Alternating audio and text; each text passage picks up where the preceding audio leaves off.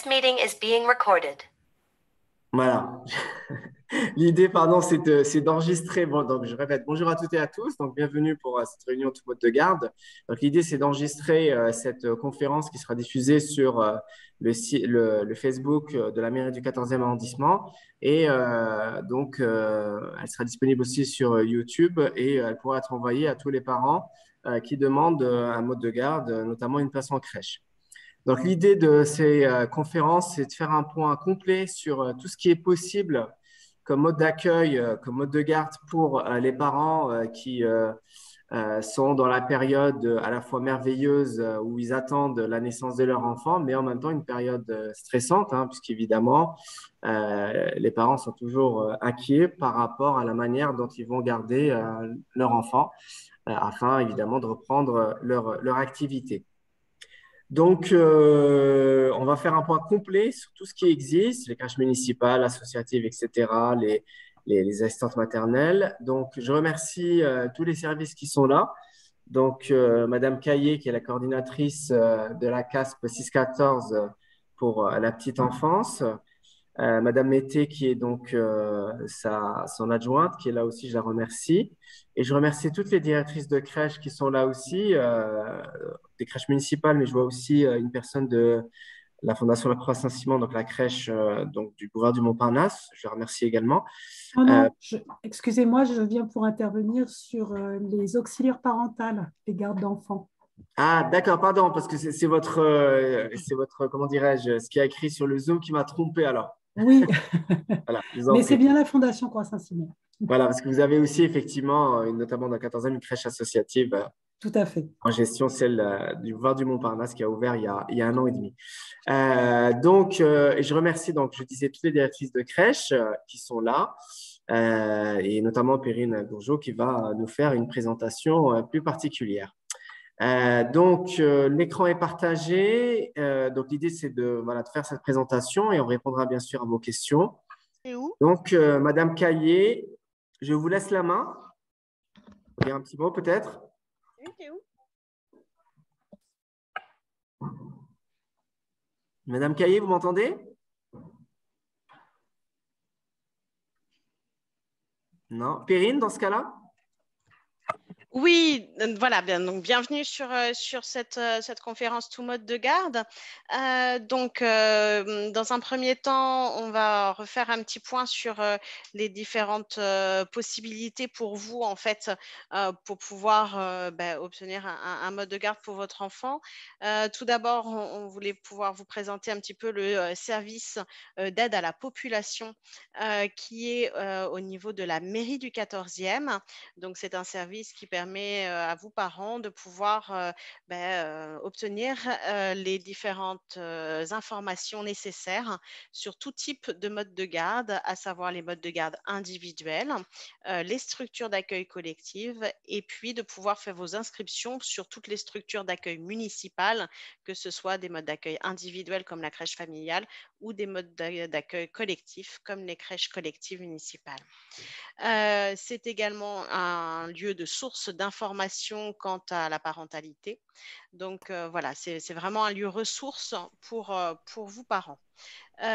Si vous avez des questions, vous pouvez aussi joindre le service à la population à l'adresse mail qui s'affiche ici, famille avec un s14@paris.fr. Ce mail vous permet également de pouvoir remettre à jour vos différentes demandes de place en crèche dans les structures municipales. Donc, on va rentrer dans le sujet assez rapidement avec du coup pour ce soir. D'abord, on donnera la parole à tous les modes d'accueil individuels, à savoir donc la garde d'enfants à domicile, puis le service d'agrément des assistantes maternelles, et nous finirons pour ce mode d'accueil individuel par les crèches familiales municipales. Dans un second temps, nous verrons donc les modes d'accueil collectifs, donc des modes d'accueil dont on en entend plus parler, avec donc les multi-accueils ou halte-garderies, les crèches parentales, et nous finirons par les crèches collectives, qu'elles soient municipales, associatives, privées ou en délégation de service public. Donc, ce petit tableau permet d'avoir un récapitulatif et une possibilité de comparer les différents modes de garde qui vont être proposés ici en termes d'horaire, de spécificité, de tarifs, mais également de conditions d'inscription et d'attribution. Donc, ce document est disponible pour vous, soit au SPOP, soit d'ordinaire, on arrive à pouvoir vous le mettre dans le chat. Je pense que ce qui sera fait tout à l'heure. Donc, partons sur les modes d'accueil individuels. Et donc, je laisse la parole dans un premier temps pour les gardes d'enfants à domicile avec la Fondation Saint-Simon.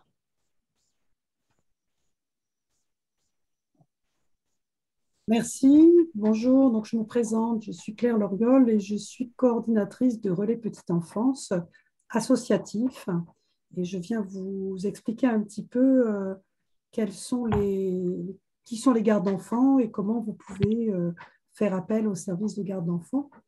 Donc leurs missions sont des professionnels qui sont employés par vous les parents et qui travaillent à votre domicile. Alors, soit d'une famille ou de deux familles, c'est aussi possible, et elle peut s'occuper de vos enfants dès la naissance.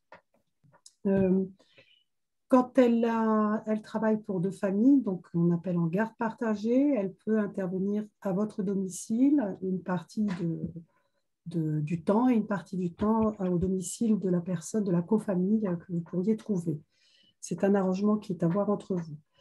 Elle s'occupe autant de vos enfants donc, que vous avez, de la famille, à savoir les enfants petits, mais aussi plus grands. Donc, elle peut aller chercher les plus grands à l'école, elle peut s'occuper des repas et des goûters. Elle veille bien sûr au bien-être et à la sécurité des enfants. Elle peut proposer des activités de loisirs, les emmener au parc, à l'école pour ceux qui vont à l'école, dans des bibliothèques, enfin dans plein d'espaces différents. Elle participe aussi à leur éveil. Et puis, elle les accompagne au quotidien à vos côtés. Elle peut aussi participer et faire l'entretien des espaces qui sont utilisés par les enfants. Elles ont aussi, les avantages de ce mode d'accueil sont que c'est un accueil qui est très individualisé et l'auxiliaire parental, la garde d'enfants peut s'adapter tant aux besoins des enfants qu'à vos propres demandes. Et les relations vont être à chaque fois très individualisées, ce qui n'est pas désagréable. Dans les limites réglementaires du temps de travail, elles vont vous permettre d'avoir un accueil qui est adapté au rythme de vie de votre famille et puis aussi au niveau des horaires, de pouvoir avoir des horaires élargis ou décalés. L'intérêt est que votre enfant est gardé dans son propre environnement, qu'il n'y a pas de temps de transport ou un peu si vous êtes en garde partagée pour emmener votre enfant dans l'autre famille. Elle permet aussi, lorsque vous êtes en garde partagée, que les enfants puissent se côtoyer, puissent vivre leurs expériences d'enfants ensemble. Et puis, elle a aussi l'avantage que vous pouvez faire une combinaison entre deux modes d'accueil, à savoir une halte garderie, par exemple, et puis la garde à domicile. L'activité de la garde d'enfants à domicile est libre d'accès. Il n'y a pas d'objet d'agrément ou de contrôle d'une institution. Il n'y a pas non plus d'exigence de qualification. La plupart ont une certification. Vous pouvez la demander, une certification de la branche ou même un CAP petite enfance qui s'appelle maintenant CAP AEPE. Mais il n'y a aucune exigence pour pouvoir être garde d'enfants. Et il n'y a pas de liste officielle de garde d'enfants, garde à domicile, telle que pourra vous exposer ensuite pour les assistantes maternelles. Donc, pour les employés, vous pouvez directement, d'une annonce à Pôle emploi, il y a un espace qui est dédié aux particuliers employeurs ou des annonces sur des sites spécialisés où vous adressez à des structures mandataires qui vont être une intermédiaire pour pouvoir vous présenter des auxiliaires que vous embaucherez vous et elles vous accompagneront sur la partie administrative. Et vous pouvez aussi faire appel à des structures prestataires qui, elles, sont agréées par les services de l'État et qui, donc, elles, vous proposeront des services de garde d'enfants, mais qui sont salariés de la structure. Il y a des annuaires qui existent, que vous pouvez retrouver sur cesu.fr ou servicealapersonne.gouv.fr. Vous aurez les annuaires de ces différents prestataires ou mandataires. Si vous partez dans cette belle aventure d'embaucher une auxiliaire parentale, une garde d'enfants, il faut que vous réfléchissiez bien à vos besoins, savoir combien d'heures, de jours, quelles sont les contraintes particulières que vous avez, de définir un petit peu le profil de la professionnelle que vous souhaiteriez embaucher, de l'expérience particulière que vous souhaiteriez qu'elle ait ou des expériences particulières si elle a des formations. Voilà, de bien définir son profil et de pouvoir en recevoir plusieurs pour pouvoir tranquillement trouver la personne avec qui vous allez pouvoir avoir une belle rencontre. Et puis, ça va être aussi quand même que vous vérifiez ses références, hein, ses compétences, si elle a fait des formations, qu'elle vous présente aussi ses attestations de formation.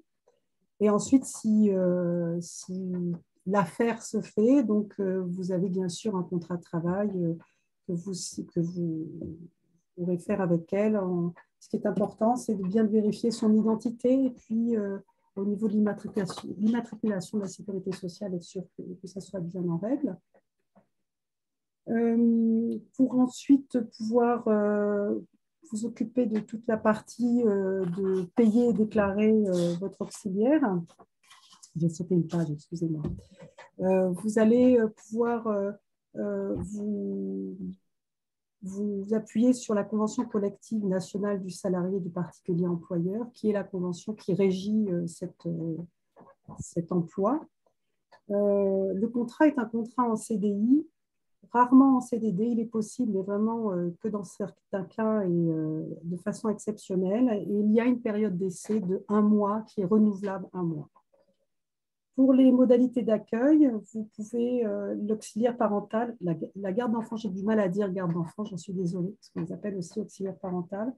Elle est de maximum 50 heures. Je ne vous donne pas le détail. Si vous êtes intéressé, vous pourrez le retrouver parce que ça se découpe en 3 temps. Mais ça, vous pouvez le retrouver. Le montant par rapport à ce qui est donné sur le PowerPoint, le montant maintenant minimum brut par heure est de 11,25 €. Il n'y a pas de plafond et en garde partagée, vous établissez 2 contrats, un contrat pour chaque famille. Vous allez ensuite pouvoir déclarer votre auxiliaire en passant par la CAF sur le site de monenfant.fr pour l'URSSAF page emploi. Alors sur la slide qui apparaît, faire garder monenfant@paris.fr avec ce numéro n'existe plus. Par contre, monenfant.fr et particulieremploi.fr sont de bonnes références pour pouvoir faire les contrats et puis avoir un simulateur de coûts. Vous allez pouvoir retrouver tout ce qui correspond financièrement à ce que vous pouvez aussi prétendre parce que vous avez la possibilité d'avoir la CLG, qui est donc le complément de libre choix du mode de garde, ainsi que d'une prise en charge de la CAF pour vos cotisations. Et vous avez un crédit d'impôt à hauteur de 50% pour les dépenses qui sont engagées. Les gardes d'enfants ont le droit, dès la signature du contrat, à de la formation continue, à 58 heures de formation continue par an, qui sont délivrées sur les samedis, qui sont payés aussi par le fonds de formation continue. Donc, elles ont tout à fait la possibilité de se professionnaliser et en tant qu'employeur, vous êtes encouragé à les accompagner dans la formation continue. Elles ont aussi accès donc, aux relais petite enfance. Les relais petite enfance qui sont des espaces où elles vont pouvoir venir avec vos enfants. C'est vous qui les inscrivez, qui inscrivez vos enfants à venir sous la responsabilité de cette professionnelle. Et ce sont des espaces qui sont aménagés pour que vos enfants fassent leur travail d'enfant qui est de jouer. Et pour elles sont accompagnées, encadrées par des éducateurs de jeunes enfants qui vont les accompagner dans leur pratique professionnelle, toujours dans une idée d'un accueil de qualité pour vos enfants. Il existe sur l'arrondissement 2 relais petite enfance portés par des associations, donc par la Fondation Croix Saint-Simon et par ABC Puriculture. Et ça, le relais information famille pourra vous donner les contacts. Voilà, je vous remercie de votre votre écoute et je passe la main. Merci. Merci de la précision. En effet, voilà, on va pouvoir modifier sur Oui. le numéro de téléphone et l'adresse mail voilà, qui restent, voilà, qui ont été modifiés. Merci en tout cas. Et nous allons pouvoir passer à donc l'accueil par les assistantes maternelles. Et donc, normalement, je devrais pouvoir passer la main au SAM, donc au SAMF, le service d'agrément des assistantes familiales. Bonsoir. Donc, les assistantes maternelles accueillent à leur domicile 1 à 3 enfants, parfois 4, contre rémunération. C'est un accueil individualisé avec respect du rythme de l'enfant dans un cadre familial. Pour être assistante maternelle, il faut obligatoirement bénéficier d'un agrément délivré par le département. Et cet agrément est à renouveler tous les 5 ans. L'assistante maternelle présente une attestation d'agrément aux parents lors de la rédaction du contrat de travail. L'agrément est soumis à des critères précis imposés par la loi. Donc, au niveau du logement, des dimensions, un environnement et un état général qui permet d'assurer le bien-être physique et la sécurité de l'enfant. Également passer un examen médical qui a pour objet de vérifier que l'état de santé de l'assistante maternelle permet d'accueillir des enfants. Ensuite, avoir des aptitudes éducatives, posséder des connaissances sur le développement de l'enfant, savoir anticiper, s'adapter aux situations d'urgence, maîtriser le français oral également. L'agrément mentionne le nombre d'enfants que l'assistante maternelle est autorisée à accueillir. Lorsque l'agrément est obtenu, l'assistante maternelle bénéficie d'une formation obligatoire avant l'accueil du premier enfant, puis à nouveau après l'accueil. L'assistante maternelle a également la possibilité de suivre tout au long de sa carrière professionnelle des modules de formation continue. Donc, l'assistante maternelle peut travailler dans 2 cadres un petit peu différents. En crèche familiale, dans ce cadre-là, elle est alors suivie et accompagnée par les professionnels de la crèche familiale. Et sinon, elle travaille en libéral directement employée par les parents. Elle est alors suivie et accompagnée par les professionnels du service d'agrément et d'accompagnement, composé d'assistantes sociales et d'éducatrices de jeunes enfants. Dans ce cadre-là, le suivi s'effectue par des visites à domicile des assistantes sociales et aussi par l'éducatrice de jeunes enfants qui anime également les RPE, donc les relais petite enfance, que les assistantes maternelles peuvent fréquenter avec les enfants qu'elles accueillent. Elles se retrouvent avec d'autres assistantes maternelles dans ce cadre, dans un lieu adapté aux jeunes enfants pour des activités sous la responsabilité de l'éducatrice de jeunes enfants. Alors, au niveau du contrat de travail, en crèche familiale, il n'y a pas de contrat de travail direct avec l'assistante maternelle. Ce sont les mêmes règles que pour l'enfant qui est inscrit en crèche collective. L'assistante maternelle employée directement par les parents, là, on est sur un contrat de droit privé. Le salaire est fixé de façon contractuelle et des aides financières de la CAF et des déductions fiscales sont possibles. Le contrat de travail, dans tous les cas, doit être effectué dès le premier jour d'accueil. Le premier jour de la période d'adaptation est considéré comme le premier jour d'accueil. Donc, une adaptation d'au minimum 1 semaine est à effectuer. C'est vraiment anticipé. Donc, comme pour la collègue précédente, le salaire indiqué est approximatif, hein, puisqu'il il évolue en fonction du coût de la vie. Donc là, il est peut-être un petit peu à la baisse par rapport à ce qui se pratique maintenant. Mais comme ce sont des contrats de droit privé, on n'a pas forcément des informations totalement... de toute façon, elles ne sont pas fixes puisqu'elles peuvent varier d'une assistante maternelle à une autre. Voilà. Merci. Merci beaucoup en tout cas de votre intervention et du coup voilà on s'affiche du coup quelles sont les démarches au niveau donc du SAMF pour le 14e. Donc on va passer donc au mode d'accueil toujours individuel mais du coup cette fois-ci municipaux avec les crèches familiales municipales. Je laisse donc la parole à ma collègue de crèche familiale. Bonsoir. Alors, je me présente, je m'appelle Naïma Altaner, je ne sais pas si vous m'entendez. De loin, madame. De très loin. De très loin. Alors, je me présente, je m'appelle Naïma Altaner, je suis responsable de la crèche familiale Saint-Léonie-Garenne dans le 14e. Alors, il existe 3 crèches familiales dans le 14e arrondissement. Elles sont ouvertes de 7h30 à 18h30. 30 et elles accueillent des enfants de 2 mois et demi à 3 ans au domicile des assistantes maternelles. Elles sont employées par la mairie de Paris. Alors, les assistantes maternelles s'appuient sur un projet d'établissement qui est élaboré en équipe et validé par la direction de la famille et la petite enfance. Un contrat d'accueil est signé entre les parents, l'assistante maternelle et la crèche familiale, c'est tripartite. Les parents ne sont pas les employeurs et les assistantes maternelles sont salariées de la ville de Paris. Tous les aspects financiers et administratifs sont gérés par la structure et c'est la régie aussi qui gère le côté financier. En fait, la tarification, elle est établie en lien avec la CAF en fonction des revenus des parents et aussi du nombre d'enfants du foyer. Le matériel de puériculture est fourni par la crèche familiale. Seules les couches sont à la charge des familles. Le tarif comprend le déjeuner et le goûter, qui est préparé par l'assistante maternelle, avec des produits frais, en accord avec le plan de nutrition santé.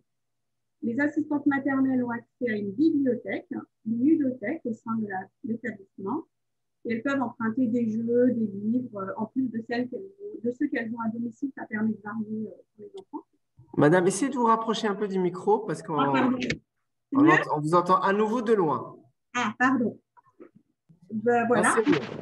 Les particularités de la crèche familiale, c'est qu'elle travaille vraiment en lien avec une équipe pluridisciplinaire qui est au niveau de la structure.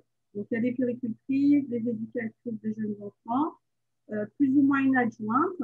Et on travaille aussi en lien avec le psychologue et le médecin. Ce qui est particulier aussi, c'est qu'elles bénéficient d'un accompagnement à leur domicile. Donc, c'est la responsable et l'adjointe souvent qui vont faire les visites à domicile. Et au sein de l'équipe, par le reste, au sein de la crèche, par le reste de l'équipe. Voilà. Et un des avantages aussi, c'est que l'enfant est accueilli de façon individualisée par l'assistante maternelle, avec qui les parents nouent vraiment des liens, un bon contact. Voilà. En cas d'absence de l'assistante maternelle, une continuité des soins est proposée. Ça veut dire qu'on va mettre l'enfant chez une autre assistante maternelle et là, il y a un relais. Donc, globalement, l'enfant est accueilli aussi bien au domicile que dans la structure et il participe à des temps partagés qui sont co-animés par une éducatrice de jeunes enfants au sein de l'établissement. Et les assistantes maternelles, surtout, elles veillent à proposer des sorties tous les jours au parc, au square ou bien en bibliothèque. Voilà pour le quotidien en crèche familiale. Je vous remercie pour votre écoute. Merci Naïma. Et du coup, juste pour compléter, pour ceux qui seraient intéressés par ce type de mode de garde, nous vous rappelons que donc les modes de garde municipaux permettent d'avoir des inscriptions donc du coup à partir du 6e mois de grossesse au niveau du service à la population à la mairie du 14e avec une possibilité de rencontrer les responsables de crèche sur rendez-vous. Nous allons donc passer maintenant au mode d'accueil collectif et je vais donc donner la parole à ma collègue Mme Vallée sur les haltes garderies ou multi-accueil.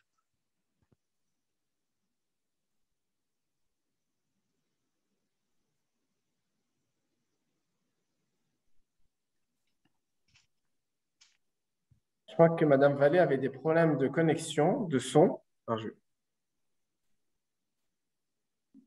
ne sais pas si quelqu'un peut la remplacer au pied levé sur les haltes garderies. Je vais le faire, ne vous inquiétez pas.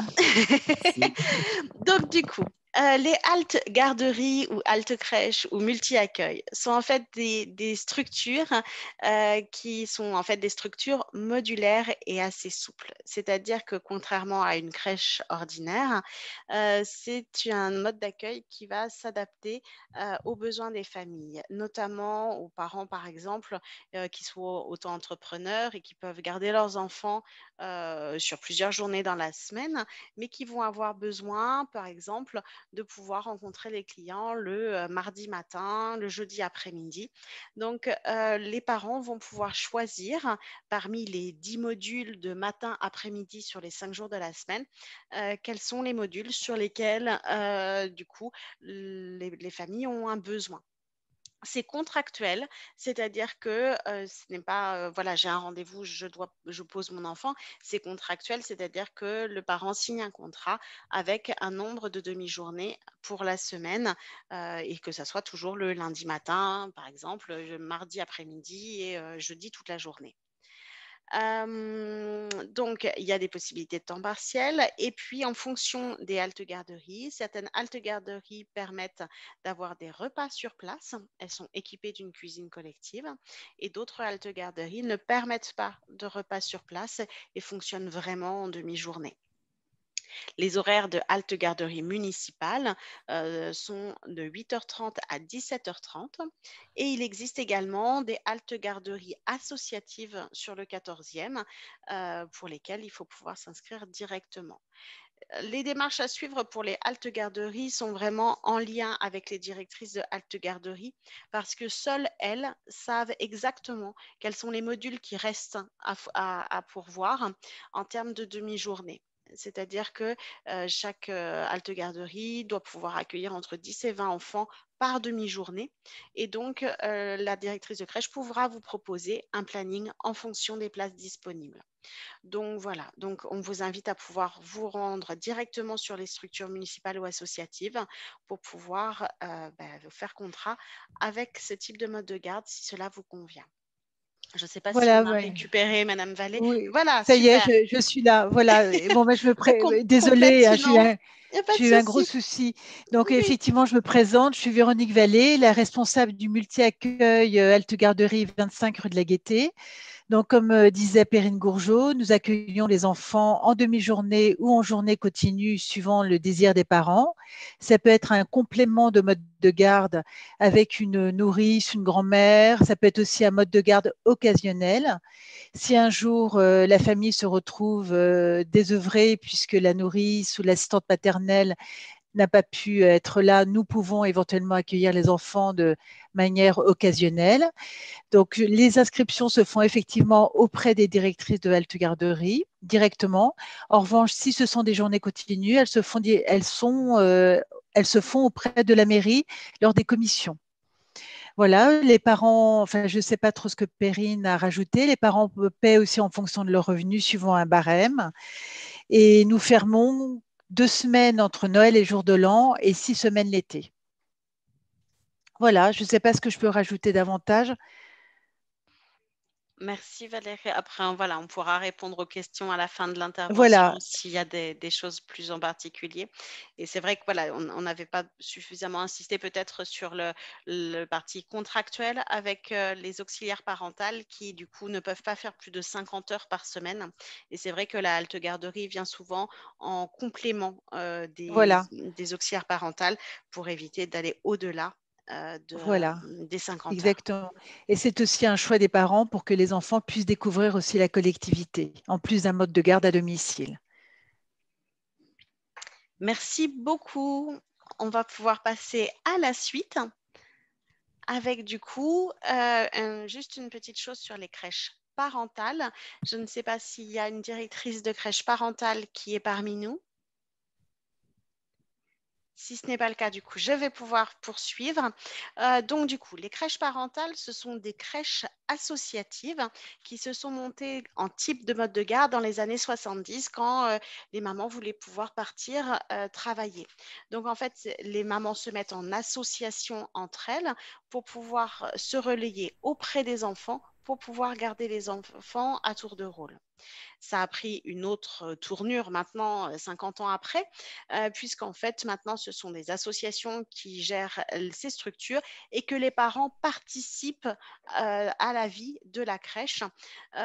Donc, soit en donnant du temps, donc une demi-journée par mois ou par semaine en fonction des crèches parentales, soit s'investissent dans la gestion de l'association pour pouvoir faire la compta de l'association ou pouvoir faire les courses pour l'association, etc.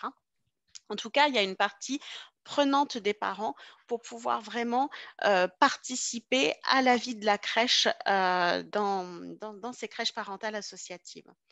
Ces crèches parentales associatives embauchent maintenant des personnes également qualifiées comme des auxiliaires de puériculture ou des éducatrices de jeunes enfants, et les parents viennent en complément de ces professionnels qualifiés. En général, ce sont des petites structures et il en existe 2 sur le 14e arrondissement. Et c'est vraiment une crèche vraiment où les parents ont vraiment une démarche particulière de pouvoir participer en fait vraiment au projet pédagogique de l'établissement et à la vie de la crèche de leur enfant en s'investissant véritablement en temps dans la structure. Donc voilà, donc pour ces inscriptions pour ces crèches parentales, on vous invite à pouvoir vous rendre directement dans les crèches du 14e, donc les 2 structures parentales du 14e, pour pouvoir s'entretenir avec les parents qui gèrent donc ces 2 crèches parentales et pouvoir vous investir si, voilà, si le cœur vous en dit. Et vous avez, pardon, leurs coordonnées aussi sur les documents de la mairie aussi, hein. Donc, c'est la Coule Douche et la crèche Porte Entrouverte qui sont donc nos 2 crèches parentales. Et la Coule Douche recrute à partir de 9 mois de mémoire. La cuisine n'est pas assurée par les parents et la crèche Porte Entrouverte à partir de 12 mois de mémoire. Par contre, les parents font la cuisine. Voilà. Voilà, chaque structure a ses spécificités. Donc, c'est pour ça que c'est intéressant que vous puissiez vous rendre directement. On va passer du coup aux différentes crèches collectives. Et les crèches collectives, c'est tout un ensemble, c'est-à-dire que concrètement, c'est la crèche telle qu'on l'entend habituellement, une professionnelle pour 8 enfants, mais elle peut se présenter soit être gérée de façon associative, soit être une délégation de service public, c'est-à-dire que les locaux appartiennent à la ville, mais la gestion est déléguée à une association. Soit elles peuvent être municipales, soit elles peuvent être privées. Donc, c'est vraiment un large spectre de modes collectifs et on va pouvoir voir l'ensemble de ces 4 spectres-là. On va donc commencer par les crèches collectives municipales et je donne la parole à Madame Robert Dubois-Louveau qui devait être parmi nous. Effectivement, Anne Robert Dubois-Louveau. Je suis directrice de la crèche rue des Mariniers, 2 rue des Mariniers dans le 14e arrondissement. Je voulais vous présenter assez rapidement les crèches collectives municipales. Donc, comme le nom l'indique, une crèche municipale est un bâtiment dédié à l'accueil de vos enfants. Tout le bâtiment est prévu, les salles de jeu des enfants.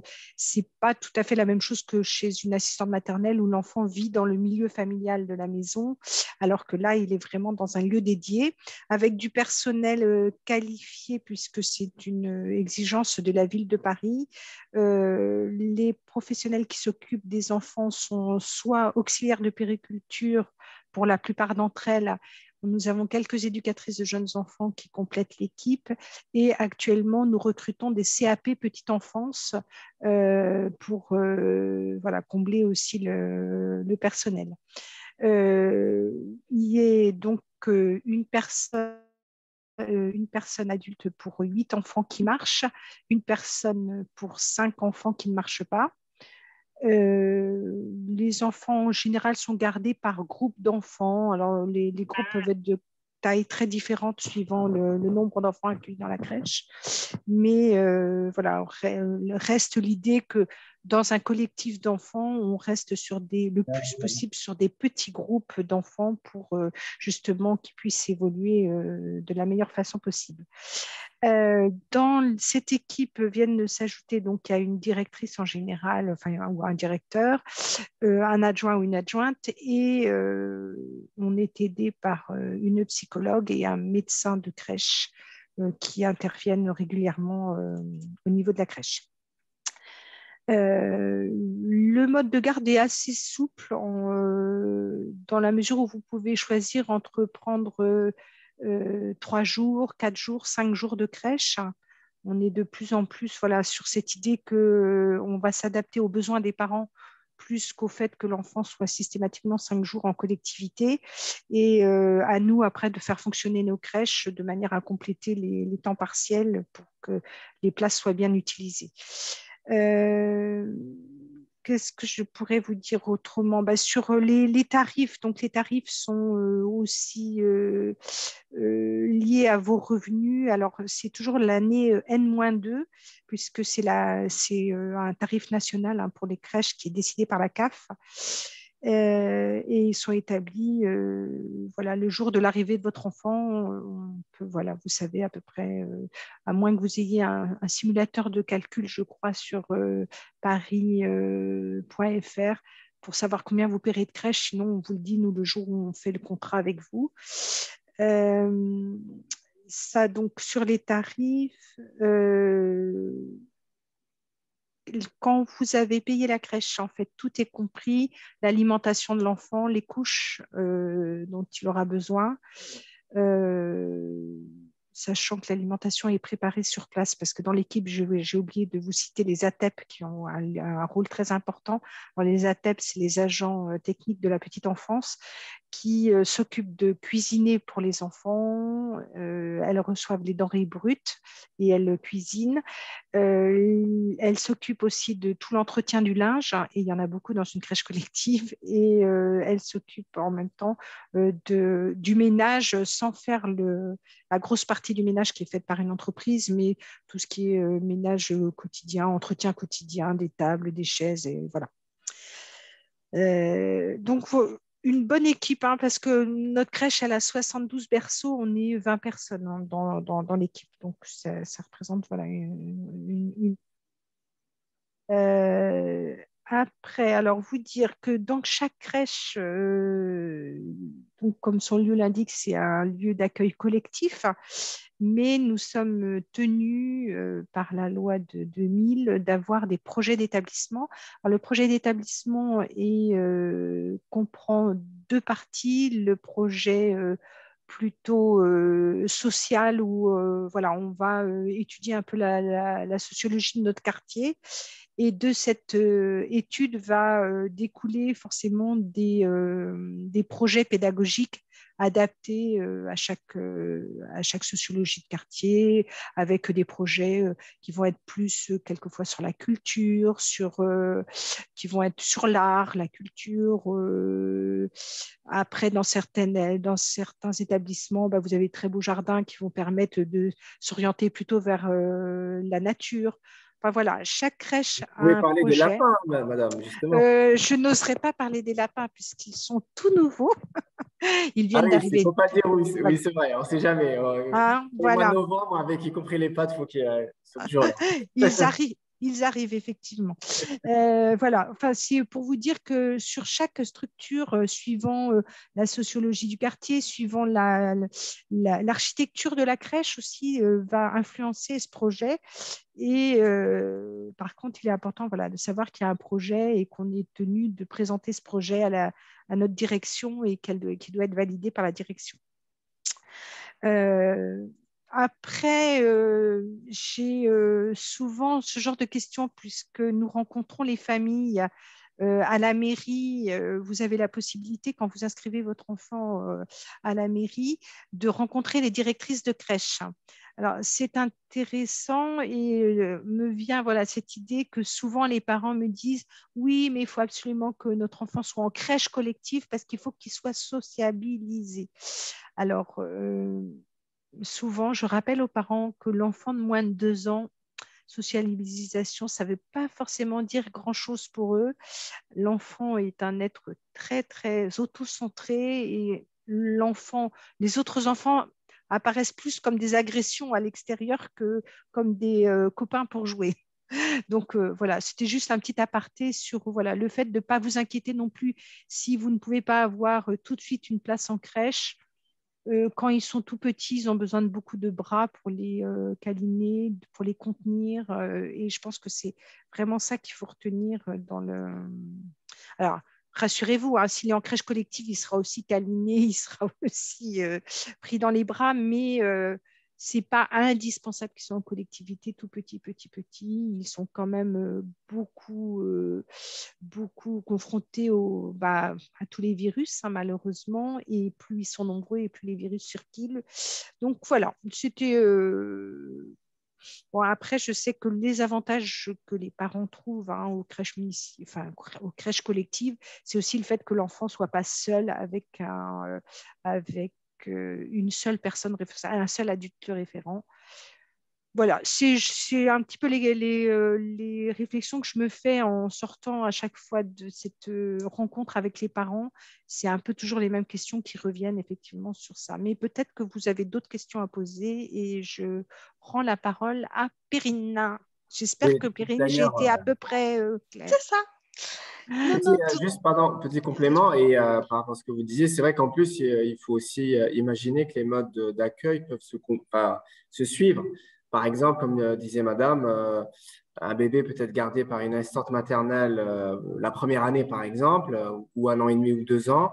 Et si vous souhaitez que pour la maternelle, à l'approche de la maternelle, je veux dire, l'enfant puisse être en collectivité, on peut aussi intégrer une crèche collective quand votre enfant a 1 an et demi ou 2 ans. Donc ça peut être aussi, voilà, on peut commencer avec une assistante maternelle, puis aller en crèche collective, et après, on finit évidemment on continue avec la maternelle.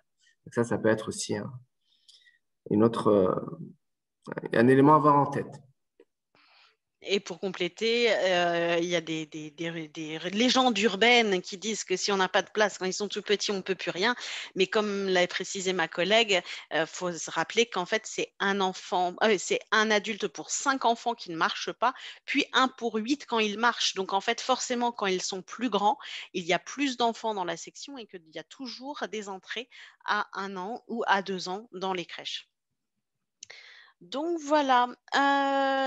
Donc après, on a parlé tout à l'heure des crèches collectives en délégation de services publics. Ça fonctionne exactement comme des crèches collectives municipales. La seule spécificité, c'est que du coup, les locaux appartiennent à la ville et que la gestion est déléguée à une association. Il existe 2 crèches de délégation de services publics dans le 14e. Les horaires sont légèrement différents puisqu'en fait, ils poursuivent jusqu'à 19h30 le soir. Mais en fait, les attributions de place sur ces crèches de délégation de services publics sont au même titre que des crèches collectives municipales. C'est-à-dire qu'en fonction de votre domicile, vous pouvez très bien être sectorisé sur une crèche collective municipale ou sur une crèche collective de délégation de services publics. Les inscriptions se font de la même façon que pour les crèches municipales en mairie et les admissions sont faites par la commission d'attribution des places en crèche au sein de la mairie du 14e. Ensuite viennent les crèches collectives associatives. Donc là, les locaux appartiennent à l'association ou sont loués par l'association et l'association gère la structure. Chaque structure a ses horaires propres, a ses spécificités en termes de pédagogie. Il existe les mêmes subventions de la mairie ou de la CAF que pour les crèches collectives municipales. Donc, les tarifs sont sensiblement les mêmes que la crèche collective municipale. Donc, c'est vraiment des tarifs en fonction des revenus.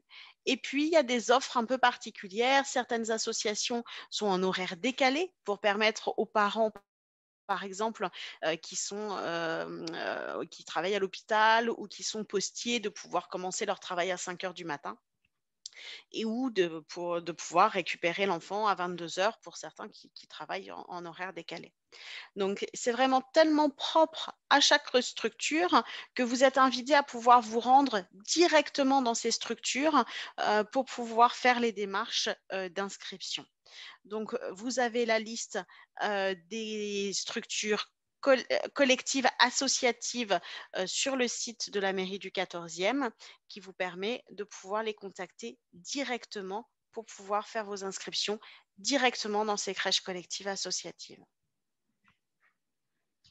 Pour finir, juste un bref mot sur donc, les crèches collectives privées. qui, elles, n'ont pas de subvention par la mairie ou par la CAF, mais qui ont quand même un agrément du service de protection maternelle et infantile.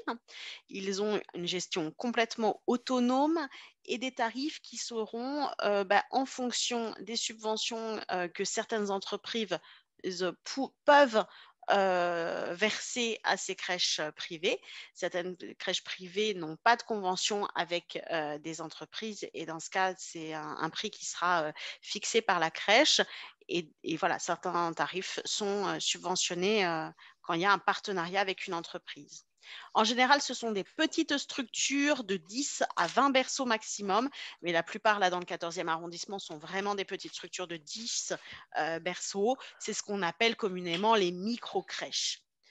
Pour ces crèches privées, les démarches sont à faire directement auprès de ces différentes crèches, de façon à pouvoir obtenir des devis, de savoir un petit peu comment ça se passe au niveau du paiement et au niveau de leurs prestations et leurs projets éducatifs.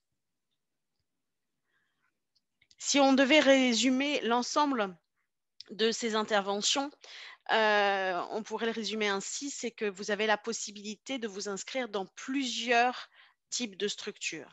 Par exemple, vous pouvez, comme on l'a dit tout à l'heure, avoir une garde partagée et puis en même temps vous inscrire sur une halte garderie pour permettre à l'enfant d'aller sur une demi-journée en halte garderie. Vous pouvez avoir également plusieurs types de structures qui se succèdent, comme un mode d'accueil plus individuel quand l'enfant est petit, puis un mode de garde plus collectif quand l'enfant grandit.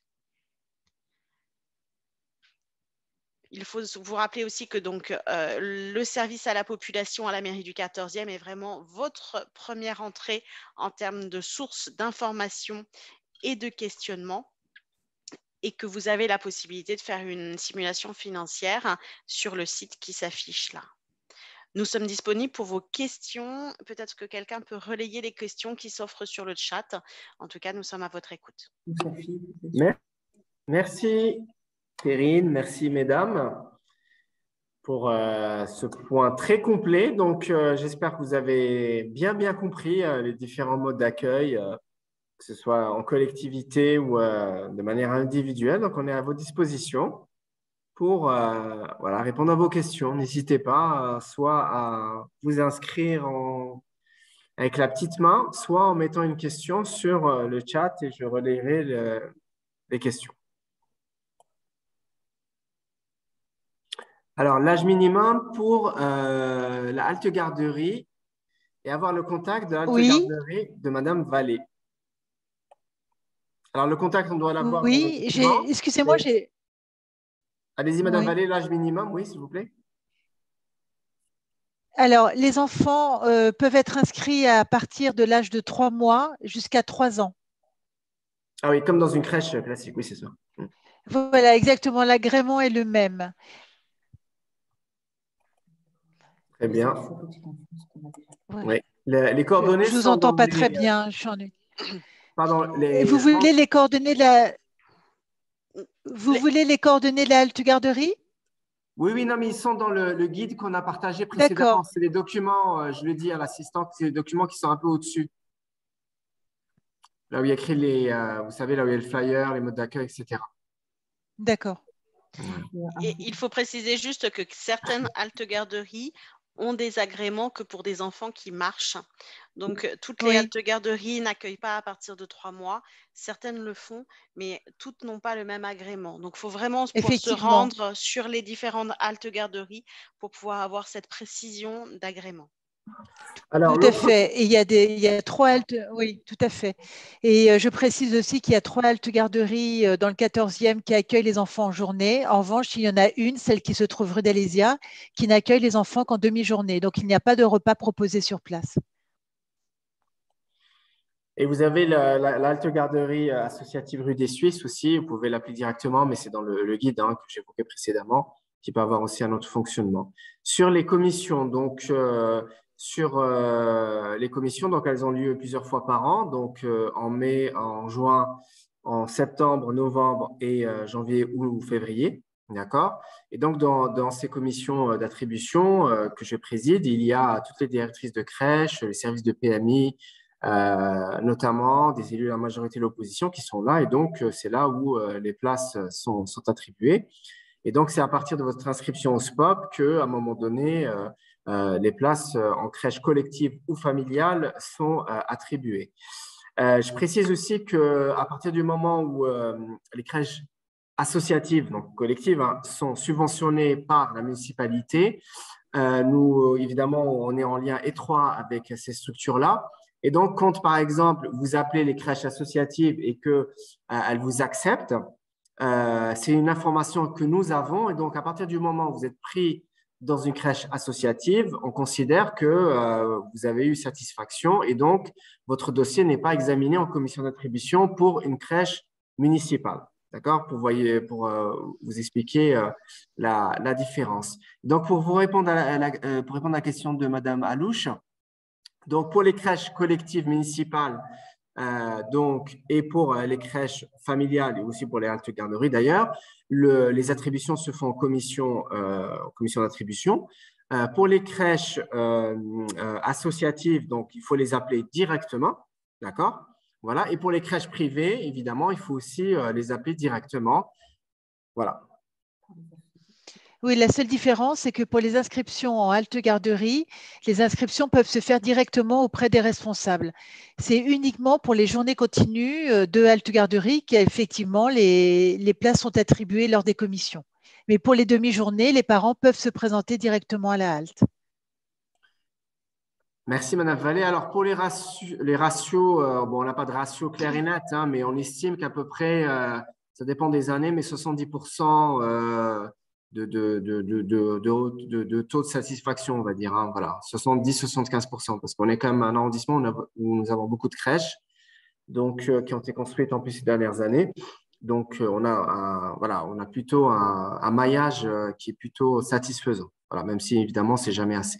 Donc, c'est pour ça qu'il faut toujours essayer aussi parfois de mixer un petit peu et se renseigner sur tous les modes d'accueil possibles. Oui, effectivement, donc pour les crèches donc municipales, collectives ou les crèches familiales, donc il faut que l'enfant soit déjà né, effectivement. Voilà. Par contre, pour les crèches associatives, les crèches associatives peuvent vous répondre positivement, même si votre enfant n'est pas encore né. Alors, les critères d'attribution en crèche collective, on essaie vraiment d'être dans l'équilibre. On va prendre en compte évidemment la question des revenus, même si les revenus, évidemment, je veux dire, le service public, c'est pour toutes les catégories socio-professionnelles. Hein, donc, voilà, mais c'est un critère parmi d'autres. La question aussi, évidemment, la reprise d'activité. Hein, quand les deux parents travaillent, c'est aussi un critère important. On peut avoir aussi des critères sociaux particuliers, des critères en lien aussi avec une grossesse difficile, une parentalité difficile. Donc, c'est pour ça que les services sociaux nous donnent des informations aussi au siège en commission. La médecin de PMI aussi est présente, donc elle nous donne aussi des informations. Voilà, donc il y a un certain nombre de critères que vous retrouvez dans les documents qu'on a évoqués précédemment. La crèche Cabanis, je réponds juste au fur et à mesure. Hein, Madame Alouche, la crèche Cabanis est ouverte. Hein. Je ne sais pas il n'y a pas de sujet là-dessus. Alors, je ne sais pas de laquelle vous parlez, Madame Alouche. N'hésitez pas à prendre la parole. Hein. Mais en tout cas, la crèche collective municipale Cabanis est aujourd'hui ouverte. Hein. Il y a eu des travaux jusqu'à début septembre, mais sinon, elle a ouvert assez vite. La crèche de la rue du Commandant Mouchotte, ce sera une crèche privée. Hein. Attention, donc qui sera gérée par Babilou. Donc, ce ne sera pas une crèche associative ou municipale, hein, celle qui va ouvrir en dessous du centre commercial à Guété. Elle va ouvrir dans les prochains mois, je crois. Peut-être dans quelques semaines même. Ils ont obtenu l'agrément. Si, il y a des enfants dedans, Madame Alouche. À Cabanis, ne vous inquiétez pas.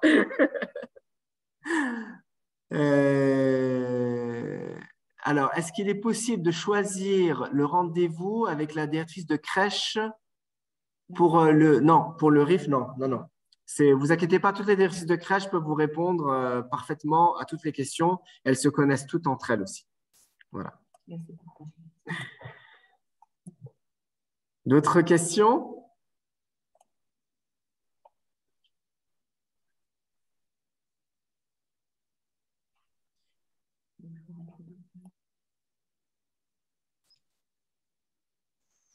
N'hésitez pas à prendre la parole aussi, hein, nous avons le temps. Je me permets de Bien prendre la sûr. parole et de poser ma question à l'oral. Mehdi Dizeri, je me demandais si notre dossier était rebasculé ou automatiquement transmis aux crèches associatives lors d'une commission d'attribution si on n'est pas si notre dossier n'est pas accepté en crèche municipale ou enfin pas sélectionné. Ou est-ce que c'est la même commission qui attribue pour l'ensemble des crèches? Comment ça se passe? Alors oui, en fait, paradoxalement, dans certains secteurs, il y a des crèches qui ont des difficultés à recruter. C'est un peu bizarre de le dire comme ça, mais parce que c'est lié à une baisse démographique en ce moment sur la capitale et pas seulement. Donc, donc c'est pour ça que on envoie aussi effectivement des listes d'enfants qui n'ont pas été admis en crèche municipale aux crèches associatives. Comme ça peut aussi leur donner un coup de main potentiellement. Voilà, donc il y a un aller-retour avec ces structures-là.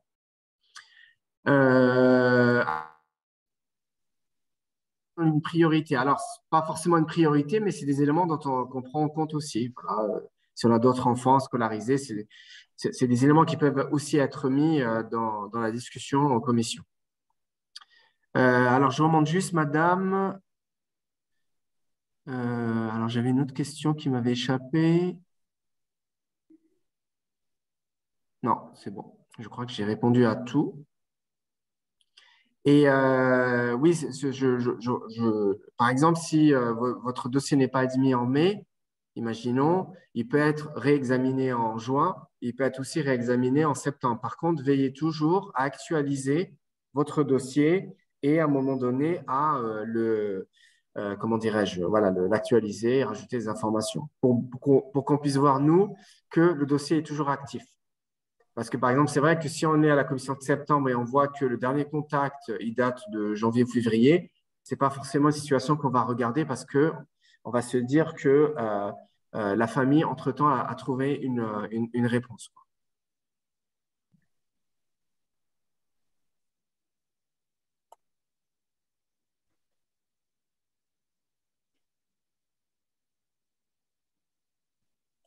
Pas d'autres questions?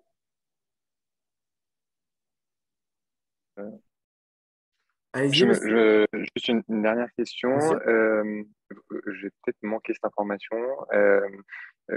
Quelles sont les aides à considérer pour la garde d'enfants?